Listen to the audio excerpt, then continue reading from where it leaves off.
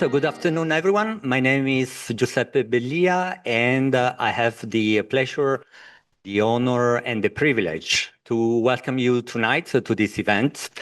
This event is organized by Praxis. Praxis is a communication agency and PR agency that has been operating in Brussels for 30 years.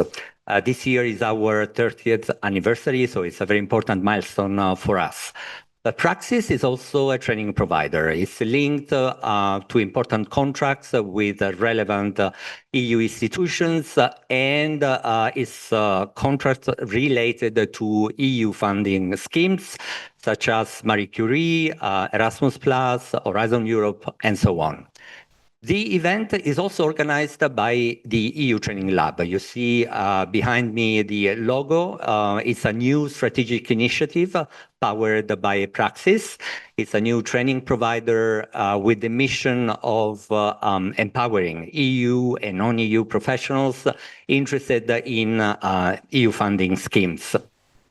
The landscape of EU funding schemes might be sometimes intimidating, complex. So the mission of the EU Training Lab is to make EU professionals navigate in a smoother and more confident way. The event is also organized in collaboration with very important entities. I want to mention and thank the PM2 Alliance, but also the PM2 Foundation, and also the Fondation Universitaire for this beautiful academic place that is hosting all of us tonight. So the idea of tonight is to drive following, let's say, a very important principle in my life, which is simplicity. I get inspired by the food of my own country in general, which is probably the simplest on this planet and one of the most successful. Simplicity is the key to success. Simplifying things is a topic we will touch tonight during the panel discussion. Therefore, the structure of this event is very simple. It's organized in 3 segments. We are in segment 1 with this welcome. You will see that I will call in a minute or two the first stakeholders who are present with us tonight. Then a brief presentation about the EU Training Lab will give you a bit a perspective of how we are connected to the main topic of tonight's event, which is the core of segment 2, meaning discovering the addendum to the PM2 methodology. As you know, this is the official project management methodology developed and adopted by the European Commission. So we are very fortunate tonight because we have the writer, the author of the addendum, who is an incredible professional, Mr. Nikos Kouriounakis, a very, very nice colleague. And I must say, by now, also a friend, because the frequency I test Nikos is surely higher than any member of my family, including my partner.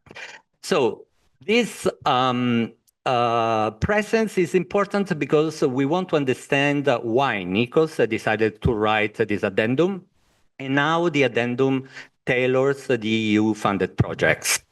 The idea of understanding EU-funded projects that can be categorized as more complex projects is going to be part of the debate on stage. This means that Nikos is not alone tonight. He has also brought super interesting profiles who are gonna tell us, they're gonna share with us their interesting application of PM2 at the addendum to different scenarios, providing solutions to issues in EU projects. So I will call them later to animate this debate.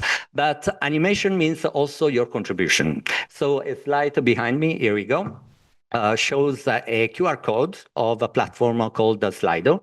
So only if you wish, you can access Slido by scanning the QR code and then also submit your questions, if any. If you don't want to use Slido, this is fine as well. We have a microphone so that we can circulate among you at due time.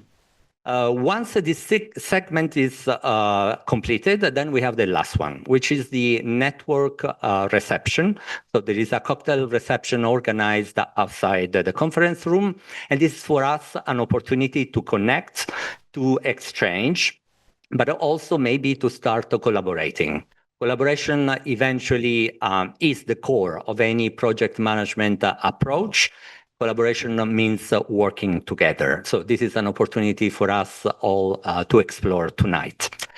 Now, without hesitation, I would like to call on stage the first stakeholder present tonight. He is the president of the PM2 Alliance. He's a friend. I've been teaching project management with him, and is also professional in project management. Is certified in PM2. Mr. Yonut Ionis A. I hope that more or less I pronounced your challenging family name the proper way. Please, Yonut, join me on stage. Yonut has a welcome message for you all.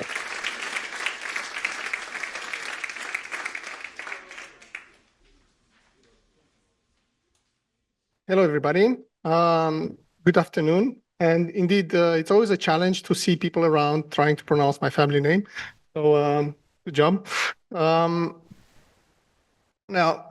I was set up for a speech for 20 minutes, but we cut it short, so it's only 3 now. So you're safe. You're safe.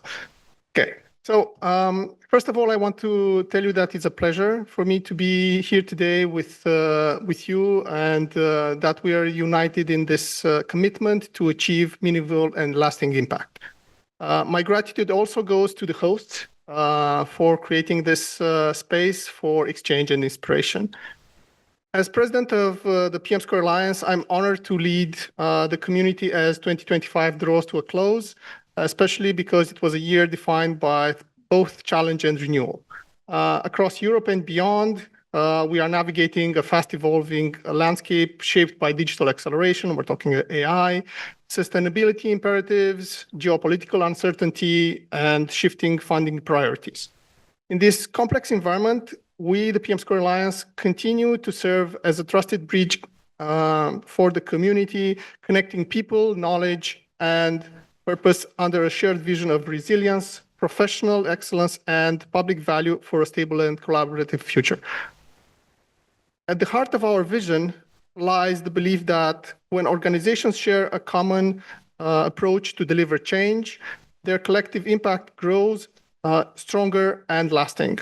PM2 provides the common language, a simple and open adaptable methodology that enables clarity and effectiveness across projects of every size and context. Yet our mission at the Alliance goes beyond promoting a methodology. It's about nurturing a mindset of collaboration, of continuous learning that transcends sectors and borders. We see every initiative as part of an integrated life cycle, from vision and design to execution, monitoring, and closure, each phase reinforcing the next in the pursuit of sustainable outcomes. True success is not only defined by outputs, but by the ability to learn, to adapt, and to carry forward the lessons that fuel future progress. At the Alliance, we champion this holistic understanding where governance, stakeholder engagement, continuous improvement all work together in harmony to transform ambition into achievement. Our commitment is to make this principle accessible and empowering to all people to manage complexity with confidence and align with European and global standards of excellence. We offer more than a framework. We offer a growing community of practice, a platform for dialogue, and a space where experience and innovation converge. Looking ahead beyond 2025, our vision at the Alliance is one of expansion and connection, extending our reach, deepening our partnership, as we are here present today. Thank you again for the invitation. And continuing to build a culture of collaboration that turns knowledge into action and ideas into impact.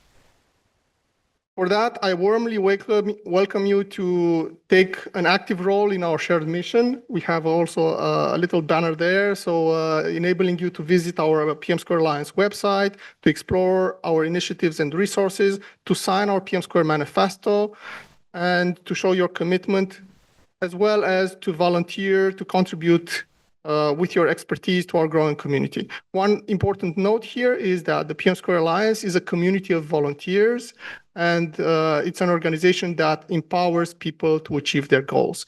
So for that, I welcome you to join us, follow us on LinkedIn, join our conferences, our webinars, and also reach out to learn how you or your organization can get involved. As a community, we can continue to strengthen our network, amplify our impact, and shape the future together. So thank you very much for being here today and sharing in this journey. I look forward to the conversations and to the many opportunities that we can create together.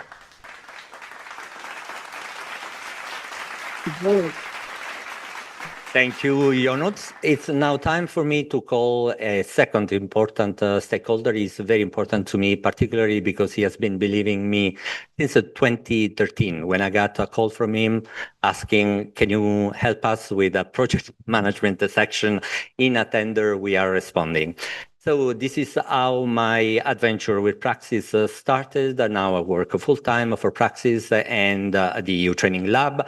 The person I'm mentioning is Mr. Bernard von Macht, who is the CEO of Praxis, but also the president of the board of the EU Training Lab. Please, Bernard, join me on stage. Welcome, everybody. And a special thank to Giuseppe, who organized these events at the Fondation Universitaire, a very prestigious venue. Usually only members have access to this venue. And he organized it, Nikos, in the PM Square way, as you know, huh? Planning phase. Giuseppe, the planning phase is over now. Now it's the second phase, huh? It's execution. So how does it come together with PM Square? So we are very proud to have this alliance, this partnership with the PM Square Alliance, and we look very much forward to offer trainings within the EU Training Lab on PM Square. I know PM Square since it was born with you, Nikos, more or less, because you answered to tons of tenders, and in tenders, PM Square is mentioned. We have to use PM Square, and so we get many points in tenders, evaluation criteria. So we are used to PM Square since many, many years. Now, in grants, you don't have it as evaluation criteria, you know better than me, but you have to implement these grants. And if they don't have a solid project management methodology, you go against the wall. I think so you come exactly at the right moment to open this PM Square for grants, be it Horizon Europe, be it Erasmus+, and so forth. And especially since Ursula von der Leyen announced an increase in Horizon Europe, there's a huge market for PM Square. So we offer these trainings on a regular basis, also Horizon Europe trainings. We have been organizing Horizon Europe trainings since many, many years. Also Erasmus+, over 1,000 trainings the last 6 years. So we look very much forward for this interesting, very interesting collaboration from my side. Thank you, Bernard. Bernard, you can stay with me because we start the presentation. So we can play now a very short video about the Training Lab.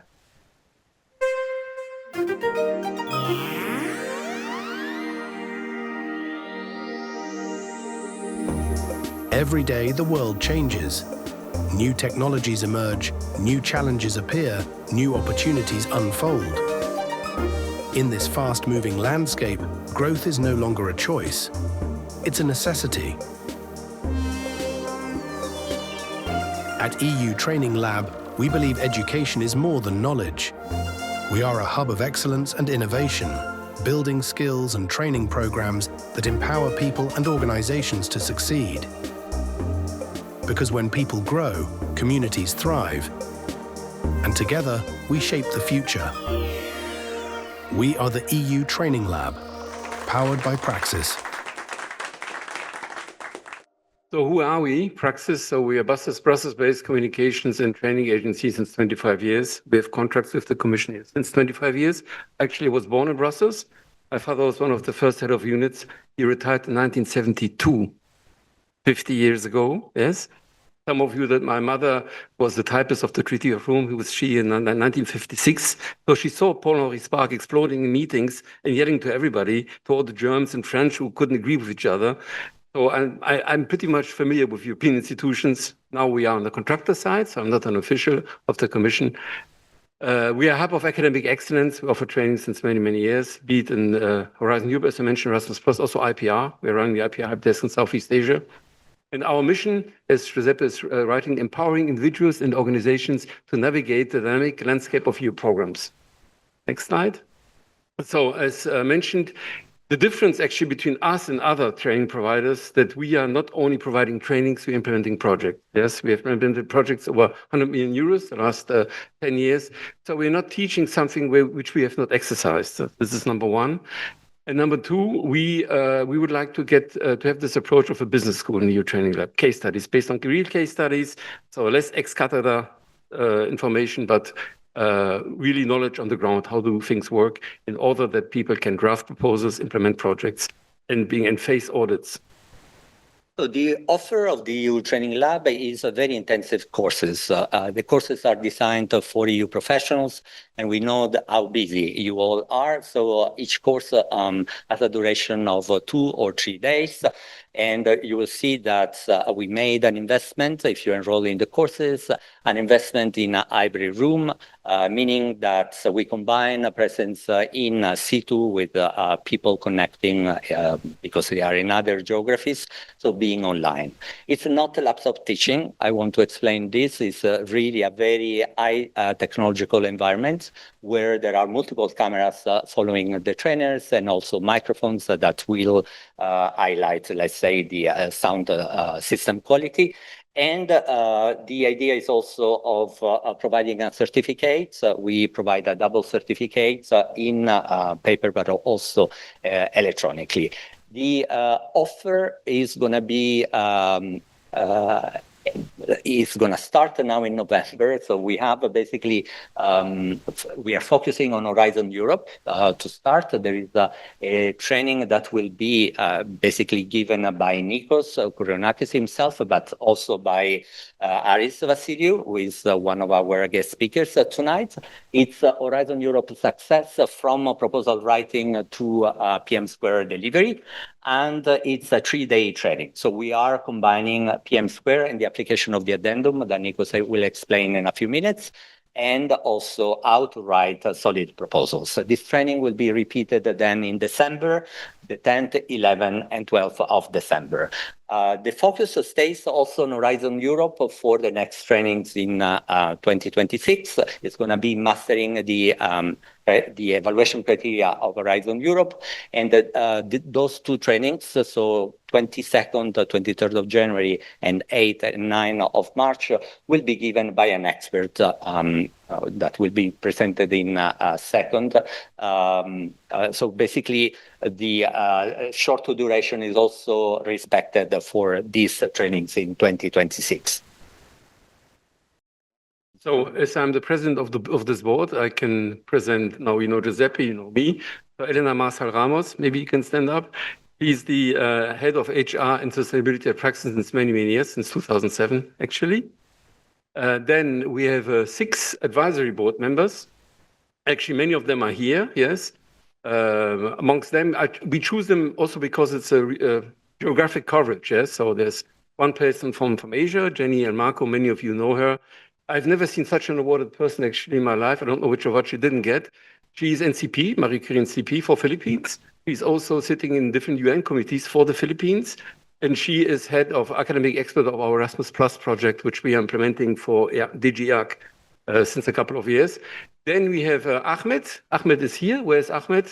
There's Ahmed. Ahmed is professor in Tunisia at the University of Sousse. He is a marketing expert, and he is responsible for training all over Africa, and especially in Horizon Europe.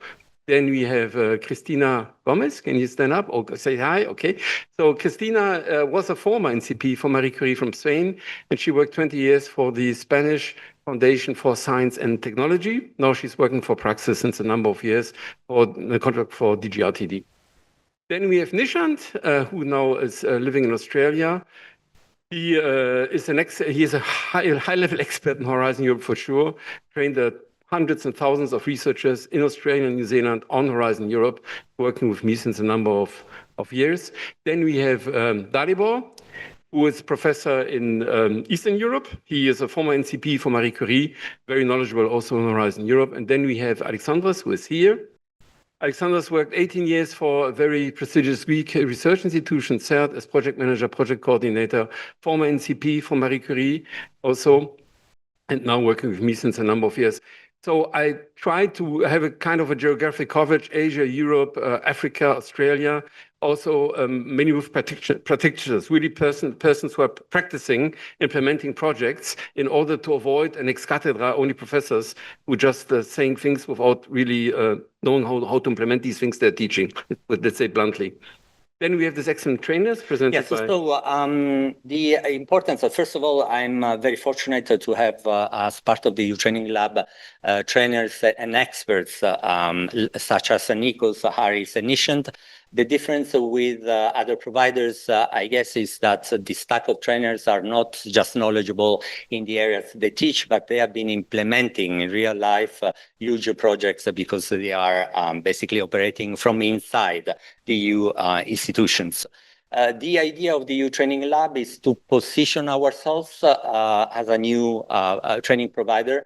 The idea is also of using a practical methodology. So it's not just teaching people and sharing knowledge, but it's finding in each training a lot of space for practical application, which is in general a very weak point in training. A lot of theory is shared, but people, trainees, do not practice. They don't get their hands, let's say, dirty. The idea here is really to revert this trend. So sharing knowledge is fine, but making people work on simulations, work on real case studies, work on project proposals that failed, this is really the learning curve that we tailor.